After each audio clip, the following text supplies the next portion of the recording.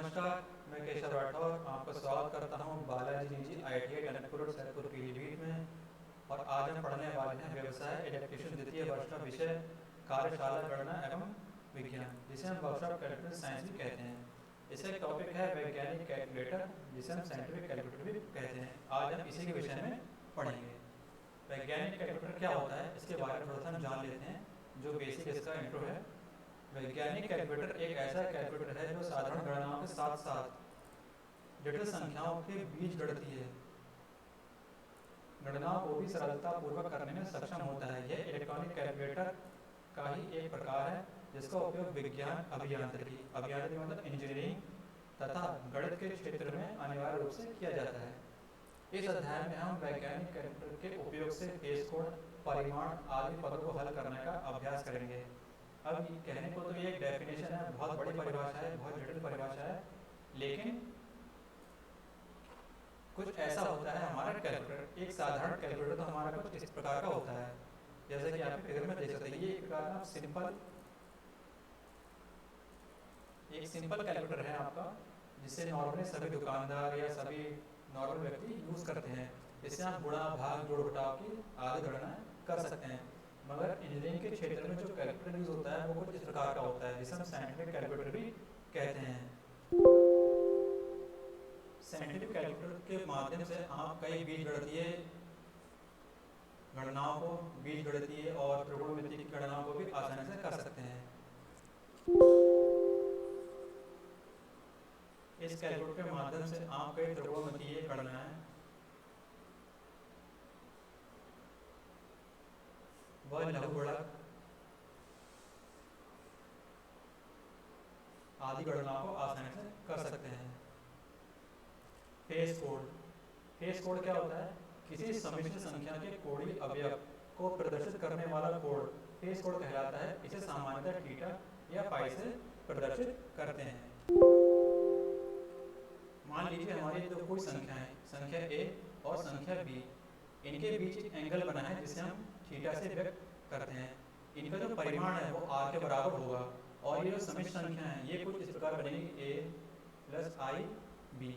अगर इन दो संख्याओं को हम इस प्रकार लिखते हैं तो ये इस प्रकार की हमारी समिश्र संख्या ही होती है। इसे हम बोलते हैं समिश्र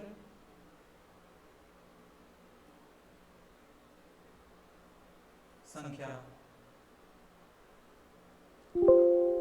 अब हम इनका परिमाण या मान निकालना सीखेंगे।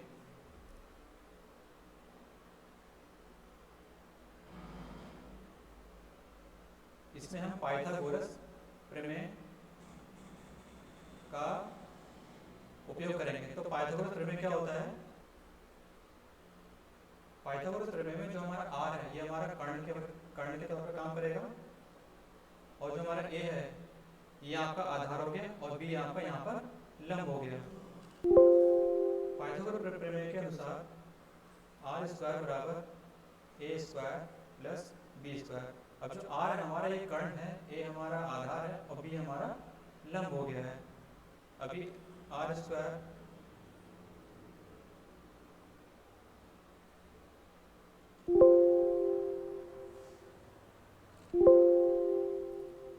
ये जो r है यही हमारा परिमाण हो गया।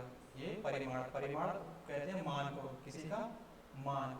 अब इनके बीच में जो एंगल है थीटा, इसलिए इसे हम बोलते हैं फेज एंगल या फेज कोण। इसका मान कैसे करेंगे? थीटा बराबर equal to tan inverse b upon a। ये कुछ इस तरह से आया है जैसे tan थीटा बराबर होता है, पता है।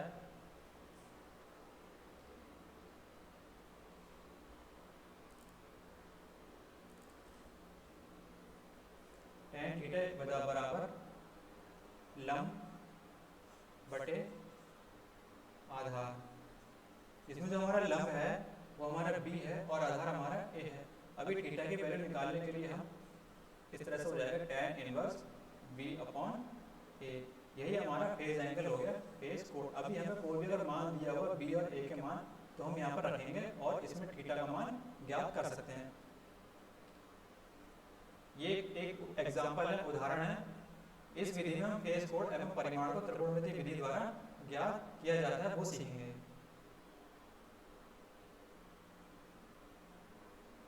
समिश्र संख्या या रेक्टेंगुलर फॉर्म 7 माइनस I5 द्वारा फेज परिमाण एवं फेज कोण को ज्ञात कीजिए। एक बार बता दूं आपको, ये एक तरह से रेक्टेंगुलर फॉर्म ही है, ये समित संख्या है, इसको हम रेक्टेंगुलर फॉर्म भी कहते हैं।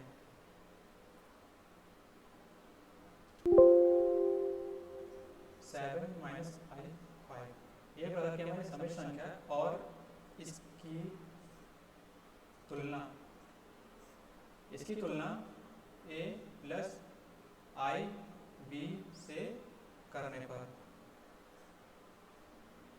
अब जब हम इसकी तुलना a प्लस IB से जो करेंगे, जो हमारा जो स्टैंडर्ड इक्वेशन है उससे करेंगे, तो इसमें a बराबर 7 और b बराबर -5 आएगा। अब चूंकि हमें पिछली स्लाइड में सीखा था कि r स्क्वायर जिसका परिमाण होता है, r स्क्वायर बराबर a square plus b square. अब हम इसमें a और b के मान रख देंगे, r स्क्वायर बराबर a स्क्वायर 7 का स्क्वायर प्लस माइनस 5 का स्क्वायर, r स्क्वायर बराबर 7 7 49 प्लस 5 25, r स्क्वायर बराबर आया हमारा 74। जब r का मान निकालेंगे तो आएगा ये 8.6। इसे हम फेज परिमाण या फेज मान कहते हैं। अब इसमें हम देखेंगे कि फेज कोण कैसे ज्ञात करते हैं। फेज कोण का हमारा फॉर्मूला है tan inverse b upon a। इसमें हम b और a के मान रख देंगे, तो tan इनवर्स b का है 7, a है हमारा -5 और इसका जो मान होगा tan इनवर्स का -35.54 के लगभग आएगा। ये मान आपको साइंटिफिक कैलकुलेटर से ही मिलेगा या किसी त्रिकोणमितीय सारणी से, या आप इस तरह से नहीं निकाल सकते हैं। इसे हम दूसरे के एक एग्जांपल समझते हैं। एक दूसरी समस्या संख्या है जो रेक्टेंगुलर फॉर्म में है, इसके द्वारा हम फेज परिमाण एवं फेज कोण ज्ञात करना सीखेंगे।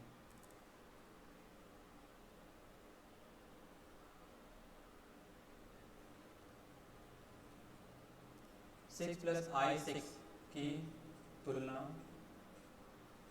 a प्लस IB से करने पर, अभी हम इसकी तुलना a प्लस IB से करवाते हैं तो इसमें a बराबर 6, b बराबर 6 होगा। अब इसका जो परिमाण है, परिमाण का सूत्र है हमारा r स्क्वायर बराबर a square plus b square. इसमें हम a और b के मान रख देंगे, a का मान है 6 का स्क्वायर प्लस b का मान है 6 का स्क्वायर बराबर 6 × 36 प्लस 36 = 72। r स्क्वायर बराबर 72 या r बराबर √72। इसका मान होगा लगभग 8.48। परिमाण ज्ञात करने के बाद हम ज्ञात करेंगे फेज कोण या फेज एंगल।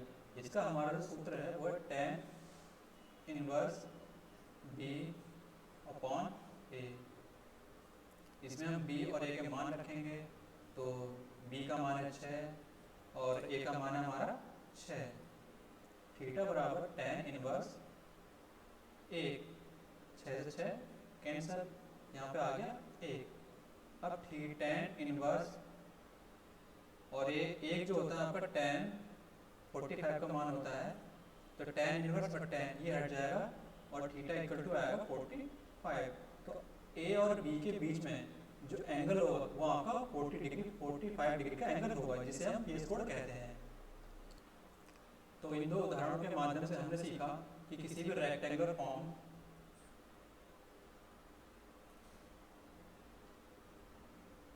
रेक्टेंगुलर फॉर्म द्वारा फेज कोण एवं फेज परिमाण कैसे ज्ञात करते हैं।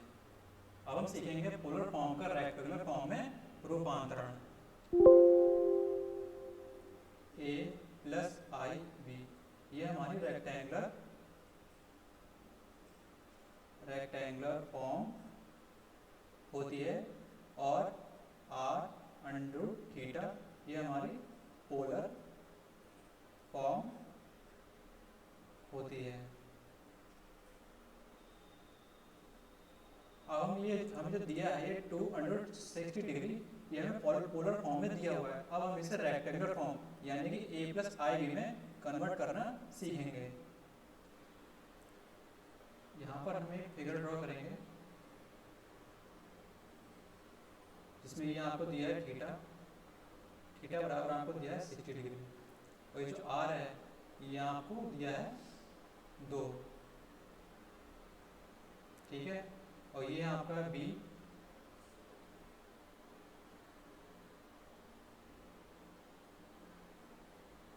ये आपका a, और ये हो गया आपका b।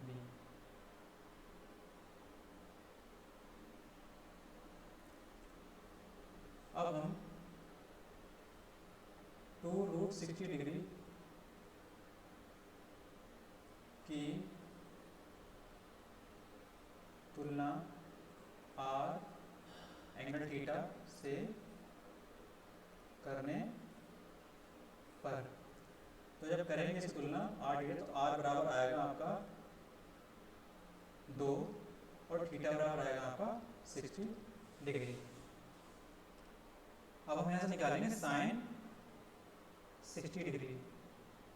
sin 60 बराबर होगा लंब बटे कर्ण, तो लंब हो गया हमारा b और कर्ण हो गया हमारा 2, और sin 60 डिग्री की वैल्यू होती है √3/2 या b/2, 2 से 2 कैंसिल, और हमारा b आ गया √3, ठीक है। इसी प्रकार हम cos थीटा की वैल्यू फाइंड करेंगे। cos थीटा बराबर आधार बटे कर्ण, आधार हो गया हमारा a, कर्ण हो गया 2। अब थीटा की वैल्यू हमें 60 डिग्री दी हुई है, a/2। cos 60 की वैल्यू होती है 1/2 बराबर a/2, यानी कि 2 से 2 कैंसिल, और a का मान आ गया हमारा 1। अब हमें इसको पोलर रेक्टेंगुलर फॉर्म में कन्वर्ट करना है, यानी कि इस फॉर्म में कन्वर्ट करना है। तो हम क्या करेंगे, इसमें यानी कि a+ib में a और b के मान को रखेंगे। तो हम यहाँ देख लेते हैं, इसमें मान रखिए a का मान है हमारा, a बराबर है 1 और b बराबर आया हमारा √3, यानी कि i√3। तो ये हमारा पोलर फॉर्म से रेक्टेंगुलर फॉर्म में रूपांतरित हो गया। इसकी रेक्टेंगुलर फॉर्म जो है कुछ इस प्रकार से बनेगी। एक एग्जांपल हम और लेंगे इसी का कि पोलर फॉर्म को रेक्टेंगुलर फॉर्म में कैसे हम रूपांतरित करते हैं।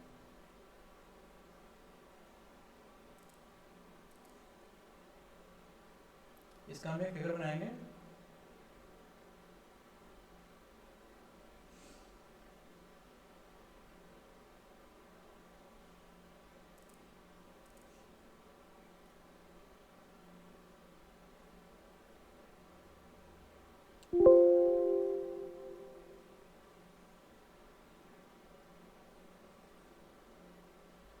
ये हमारा थीटा दिया हुआ है 30 डिग्री, और ये r है हमारा 8।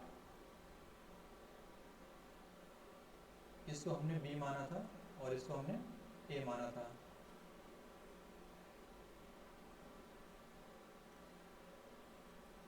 ठीक है। अब r 30 डिग्री की तुलना r थीटा से करने पर, जो हम इसकी तुलना करेंगे तो हमें थीटा मिलेगा 30 डिग्री और r मिलेगा हमें 8। अभी हमें ये जो पोलर फॉर्म में दी है ये हमारी पोलर फॉर्म है, हम इसे रेक्टेंगुलर फॉर्म में कन्वर्ट करेंगे, यानी कि a/b में परिवर्तित करेंगे। ठीक है, तो हम अब पाइथागोरस प्रमेय लगाते हैं। पाइथागोरस प्रमेय, पाइथागोरस प्रमेय में हम लेंगे थीटा, यानी कि पहले हम लेंगे साइन थीटा।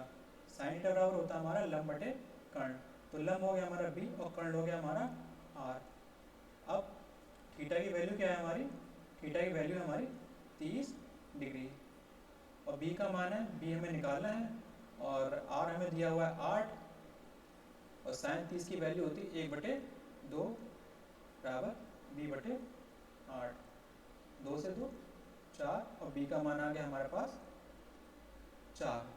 इसी प्रकार हम ए का मान निकालेंगे और ए का मान निकालने के लिए हम लेंगे कॉस थीटा। कॉस थीटा बराबर होता है आधार बटे कर्ण, यानी कि ए बटे 8। कॉस 60 डिग्री और ये 60 नहीं होगा, 30 होगा। 30 डिग्री बराबर ए बटे 8। कॉस 30 का मान होता है √3/2 बराबर ए बटे 8। 2 चौक 8 और ए का मान हमारे पास आ गया है ए बराबर 4√3। अब हमने जो ए और बी का जो मान निकाला है उसे हम इसमें पुट कर देंगे, यानी कि ए प्लस बी में। अब ए का मान है हमारे पास 4√3 प्लस आई और ये 4, तो ये हमारे पास आ गया रेक्टेंगुलर फॉर्म। इसे आप चाहें तो इसे भी हल कर सकते हैं। √3 का मान 1.732 रख करके ये हमारा पोलर फॉर्म से रेक्टेंगुलर फॉर्म में रूपांतरित हो गया है। अभी तक हमने सीखा कि पोलर फॉर्म को रेक्टेंगुलर फॉर्म में कन्वर्ट कैसे करते हैं। हमें बी और ए के मान निकालने होते हैं और उन मानों को हमें इस फॉर्मूले में रख देने होते हैं जो कि रेक्टेंगुलर फॉर्म में होते हैं। रेक्टेंगुलर फॉर्म में गणितीय संक्रियाएं या mathematical operation in rectangular form, इसमें हम सीखेंगे योग, घटाना, गुणा और भाग। तो सबसे पहला है हमारा योग। तो सबसे पहले एग्जांपल लेते हैं। मान लीजिए कोई समीकरण है Z1 = 4 + I2 तथा Z2 = -1 + I5 का योगफल ज्ञात करना है। ये एक प्रकार की आपकी रेक्टेंगुलर फॉर्म है। इनको हम कैलकुलेटर पर कैसे यूज करते हैं, ये मैंने यहाँ पर एक कैलकुलेटर का में जो होने वाली जो गणनाएं हैं उनका एक चित्र लगाया है आपके लिए। सबसे पहले सीक्वेंस यहाँ रहेगा, इनपुट यानी कि जो हम देंगे कमांड देंगे और डिस्प्ले पर हमें क्या शो होगा। तो सबसे पहले कैलकुलेटर को हम ऑन करेंगे। हमने इनपुट दिया ऑन और डिस्प्ले पर हमें दिखाई दिया 0। कैलकुलेटर को हम कॉम्प्लेक्स मोड पर सेट करेंगे। कैलकुलेटर पर एक बटन दिया होगा जिसमें कॉम्प्लेक्स मोड होगा, उस पर आपको सेट करना है। वहाँ पर इनपुट आपको मोड 2 देना है और आपको डिस्प्ले पर 0 आएगा जो कि कॉम्प्लेक्स के साथ होगा। अब Z1 और Z2 के मान को हम एंटर करेंगे, यानी कि जो मान हमें दिए हैं हम कैलकुलेटर से वही प्रेस करेंगे, यानी कि 4 + 2 ENG engineering minus bracket -1 + 5 ENG bracket close. हम यहाँ पर I को इनपुट देने के लिए ENG का प्रयोग कर रहे हैं और हमें डिस्प्ले पर कुछ इस तरह से दिखाई देगा। अब हमें इक्वल टू का निशान लगाना है और हमें इनपुट इक्वल देना है और हमें डिस्प्ले पर 5 दिखाई देगा। शिफ्ट के साथ हमें इक्वल दबाना है और फिर शिफ्ट के साथ हमें इक्वल दिखाई देगा और हमारे पास जो डिस्प्ले होगा वो -3i होगा। इसे किस तरह से करते हैं मैं आपको यहाँ पर दिखाता हूँ। सबसे पहले हमने कैलकुलेटर को ऑन किया। कैलकुलेटर को ऑन करने के बाद में हमें इनपुट ऑन देना है और डिस्प्ले पर 0 दिखाई देना है। अब हमें कैलकुलेटर को कॉम्प्लेक्स मोड पर सेट करना है। इनपुट हमें मोड 2 देना है और कॉम्प्लेक्स के साथ। अब हमें Z1 और Z2 के मान को एंटर करना है। 4 + I2 + -1 + I5। कुछ हमें इस तरह से कमांड एंटर करनी है।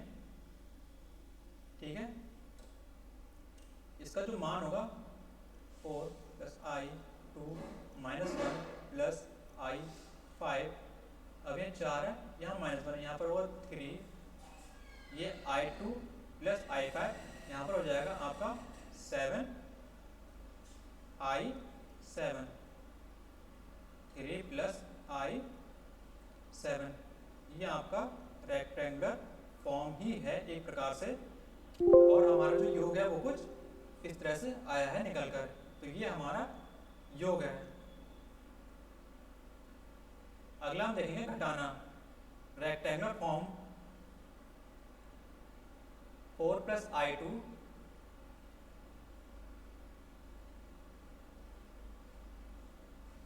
में से Z2 minus I1 plus I5 को घटाएंगे। इसमें भी वैसे ही करना है, कैलकुलेटर को ऑन करेंगे, हमें इनपुट ऑन दिखाई देगा, डिस्प्ले पर हमें 0 दिखाई देगा। कैलकुलेटर को कॉम्प्लेक्स मोड पर सेट करेंगे, इनपुट में हमें मोड 2 देना है और हमें डिस्प्ले पर 0 कॉम्प्लेक्स के साथ दिखाई देगा। Z1 और Z2 के मान को एंटर करेंगे। जैसा हमें मान दिया है हम उसी सीक्वेंस में एंटर करेंगे। सबसे पहले हम कैलकुलेटर पर 4 दबाएंगे, फिर प्लस, फिर 2। उसके बाद I को इनपुट देने के लिए हम ENG का प्रयोग करते हैं। उसके बाद माइनस, क्योंकि हम घटा रहे हैं इसलिए हम माइनस का चिन्ह लगाया है। अब ब्रैकेट हम स्टार्ट करेंगे और -1 लिखेंगे, प्लस 5, और I को कमांड देने के लिए हम ENG का प्रयोग करेंगे। उसके बाद जो डिस्प्ले हमें दिखाई देगा वो इस तरह से डिस्प्ले पर दिखाई देगा। फिर हम शिफ्ट के साथ बटन को दबाएंगे, इनपुट हमें इक्वल देना है और हमें डिस्प्ले पर 5 दिखाई देगा। उसके बाद हम शिफ्ट के साथ इक्वल के साथ के बटन को दबाएंगे, फिर शिफ्ट के साथ इक्वल बटन, और उसके बाद हमें -3i दिखाई देगा। ये वैल्यू हमें अलग दिखाई देगी और ये वैल्यू हमें अलग शो होगी। कुछ इस तरह से मैं आपको दिखाता हूँ।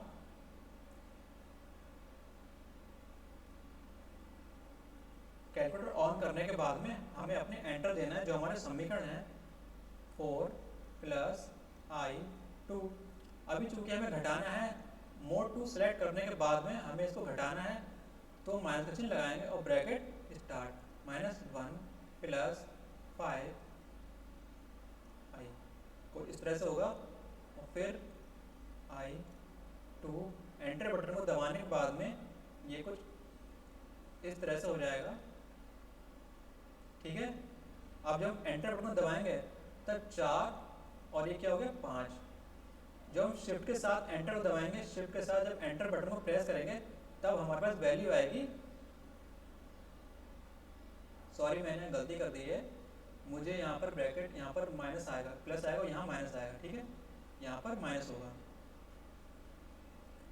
तो 2i2 प्लस माइनस I5 में घटेगा तो आएगा माइनस का I3। ठीक है, तो ये हमारा हो गया रेक्टेंगुलर फॉर्म। हम इसको इस प्रकार से घटाते हैं।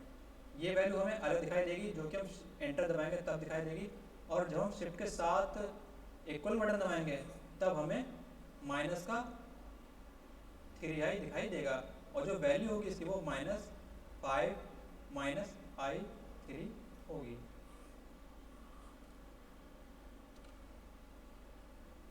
अगला जो हमारा समीकरण है उसमें हम सीखेंगे गुणा करना। Z1 बराबर 4 प्लस I2 तथा Z2 बराबर -1 प्लस I5 की गुणा करनी है। ये हमें कैलकुलेटर पर ही करनी है सारी। तो सबसे पहले हम वही हमारा सीक्वेंस रहेगा, पहले ऑन करेंगे कैलकुलेटर को और इनपुट हम ऑन देंगे, डिस्प्ले पर हमें 0 ही दिखाई देगा। कैलकुलेटर को हम फिर से कॉम्प्लेक्स मोड पर सेट कर देंगे और इनपुट हम मोड 2 देंगे और डिस्प्ले पर हमें 0 दिखाई देगा कॉम्प्लेक्स के साथ। कॉम्प्लेक्स के साथ आपको I ये कुछ इस तरह से होगा, ये आपको I भी दिखाई देगा। फिर Z1 और Z2 के जो मान है, हमें ये जो मान दिए हैं इनको हम कैलकुलेटर में एंटर करेंगे की के साथ।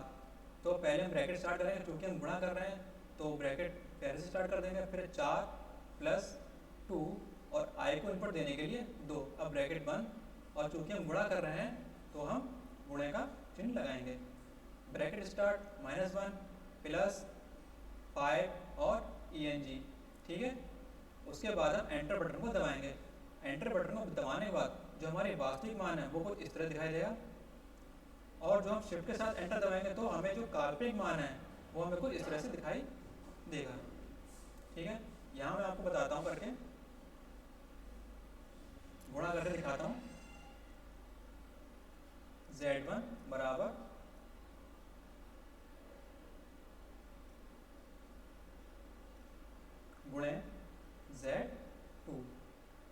अब z1 का हमें जो मान दिया है वो है 4 प्लस i2 गुणे माइनस का 1 प्लस i5। जब हम एंटर बटन को दबाएंगे तब हमारे पास जो वास्तविक मान होगा वो -14 निकल कर आएगा, जो कि वास्तविक मान है, वास्तविक मान। और जो हम शिफ्ट के साथ एंटर बटन को दबाएंगे, ये हमारा शिफ्ट के साथ जब हम एंटर बटन को दबाएंगे तब हमारे पास जो काल्पनिक मान निकल के आएगा वो आएगा 18i। अभी हम अगर इनको रेक्टेंगुलर फॉर्म में लिखना चाहें तो कुछ इस तरह से लिखेंगे, -14 प्लस i18। ध्यान रखिए कैलकुलेटर पर आपको अलग अलग ही दिखाई देंगे। जब आप एंटर प्रेस करेंगे तो आपको -14 दिखाई देगा, और जब आप शिफ्ट के साथ एंटर प्रेस करेंगे तो आपको 18i दिखाई देगा। अगर आपको इनको रेक्टेंगुलर फॉर्म में लिखना है तो आपको इस तरह से इनको लिखेंगे, -14 प्लस i18 भाग। अब हम इसमें सीखेंगे भाग करना। तो समीकरण वही है हमारी, z1 बराबर 4 plus i2, z2 equal to -1 plus i5। हमें इस समीकरण को, ये जो हमारा रेक्टेंगुलर फॉर्म है, इसको हम इस रेक्टेंगुलर फॉर्म से भाग देंगे। सीक्वेंस वही रहेगा, पहले कैलकुलेटर को ऑन करेंगे, उसके बाद हम इनपुट ऑन देंगे, डिस्प्ले पर हमें 0 दिखाई देगा। कैलकुलेटर को हम कॉम्प्लेक्स मोड पर ही सेट करेंगे और इनपुट हमारा मोड 2 रहेगा और हमें डिस्प्ले पर 0 दिखाई देगा कॉम्प्लेक्स के साथ। ये कुछ इस तरह से आपको दिखाई देगा 0i। ठीक है, z1 पर z2 के मान को हम एंटर करेंगे, 4 प्लस i2 ENG आपको i को इनपुट देने के लिए है। उसका ब्रैकेट बंद, डिवाइड कर लगाएंगे हम sine, -1 plus 5 ENG bracket close. ये आपका डिवाइड का साइन है, ये आपका डिवाइड का साइन है। उसके बाद जब हम एंटर बटन प्रेस करेंगे, इक्वल टू का बटन प्रेस करेंगे, तो हमारे पास वास्तविक मान ये निकल कर आएगा, और जब शिफ्ट के साथ एंटर दबाएंगे तो हमारे पास ये काल्पनिक मान निकल कर आएगा, कुछ इस तरह से।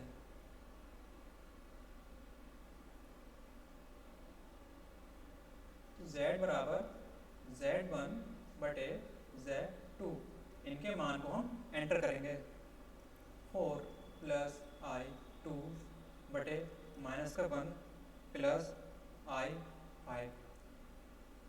अब हम इक्वल का बटन प्रेस करेंगे, कैलकुलेटर पर इक्वल का जब बटन प्रेस करेंगे तो हमें वास्तविक मान मिलेगा, और वो वास्तविक मान कुछ इस प्रकार को 0, 230, ये हमारा वास्तविक मान है।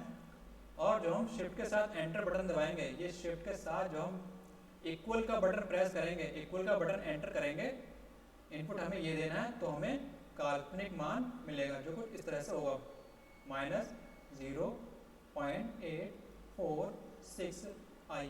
ये हमारा काल्पनिक मान है और ये हमारा वास्तविक मान है। अगर हमें इनको रेक्टेंगुलर फॉर्म में लिखना है, रेक्टेंगुलर फॉर्म, तब हम a प्लस i b में इनके मान रख देंगे, यानी कि a हमारा वास्तविक मान होगा और i b जो हमारा ये काल्पनिक मान है। ये हमारा वास्तविक मान है और ये हमारा काल्पनिक मान होगा। इसमें हम a रखेंगे 0.2230 माइनस i 0.846। ठीक है, तो आज हमने सीखा फेज कोड ज्ञात करना, परिमाण ज्ञात करना, कॉम्प्लेक्स नंबर और पोलर फॉर्म को निकालना। ठीक है, उम्मीद करता हूँ आपको वीडियो अच्छा लगा होगा और काफ़ी कुछ समझ में आया होगा। धन्यवाद। और हमारा जो नेक्स्ट टॉपिक होगा वो होगा अलजेब्रा द्वितीय पर। नमस्कार।